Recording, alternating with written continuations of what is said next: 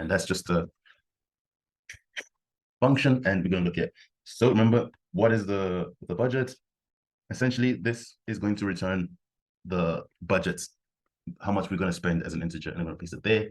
And then I'm going to shift it so that it's in the function call, right? Indentation is always important. Just check it out. And right, so push that and push that, right? And then I'm going to return just like before, return keyword budget int. So it's a keyword, so therefore you can't use this as a variable name, right? Budget int. Now I can say get budget for trip, and I can say trip budget, right? Let me spell that correctly. Trip budget is equals to ooh, I think that's the name of the function. Okay, let's give it a budget. All right, it's trip budget. Okay, so this is the budget, and then we're going to call the function budget trip, and that should return the budget integer, right? So what's going to happen there is when I call this, it's going to ask me what is the budget, and I'm going to put in a value, and then this is going to convert it. It's going to convert it to an integer, and then it's going to return that. And since I return that, it's going to save it into a variable called budget. Okay. So then now I have this about my car, right? Car, economy, and all of this, right? And also the trip cost. Okay. I think I could put all of this into a function, right? All of this up to here into a function. And all we want is, remember, we want the trip of the cost. Let's cut that. And just here, we're going to say define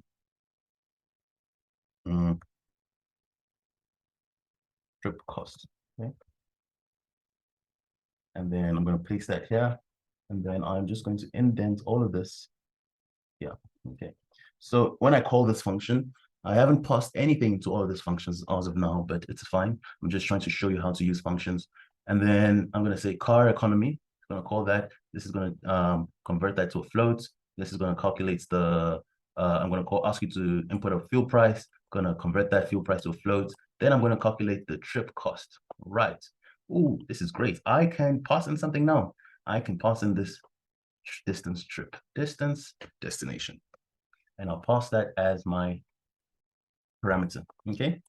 That should go away. Now I'm going to say return cost of trip. Okay, cool. So now we have 4 functions, if I'm mistaken. Cool. So I'm going to call the trip cost, right? Let's say calculate trip cost, right? And trip cost, hopefully I didn't call it that. I called it that.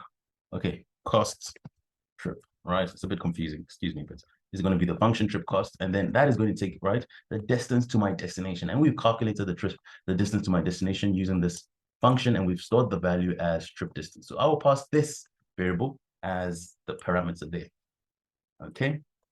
Now I have my trip cost, and I can calculate the cost trip. Now we have this decision making here. Now I can also, guess what? We can also create a function for this, and we will call this trip decision, okay? And we're gonna say define trip that's not you, decision, okay? And it's gonna take in the cost of our trip, and it's gonna take in the budget, right, integer. And then I'm just gonna paste all of that there. And just like before, I'm going to indent this, right? And it's also going to take in the destination. Now, do I have the destination? I don't have the destination.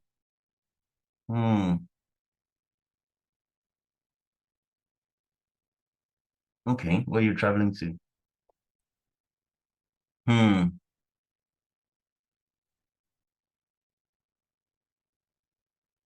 Oh, I don't have the destination.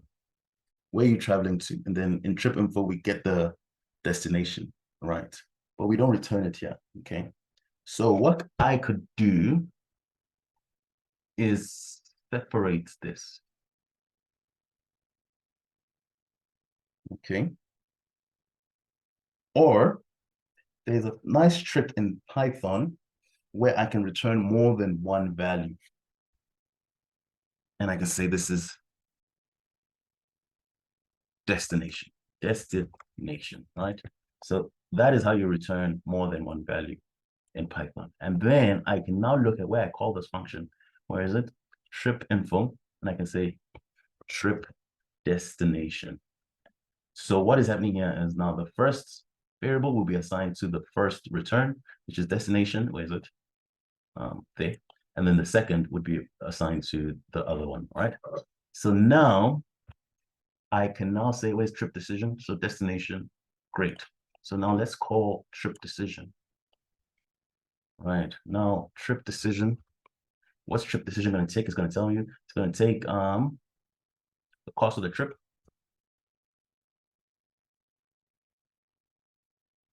And then budget int, we have a budget and destination, which we have as trip destination. Okay. So now all of that has been rewritten into functions. All right. Now you might be wondering, well, we still have 70 lines of code or so. But however, this is now all of what we had before is just being executed in 1, 2, 3, 4, 5 lines, right?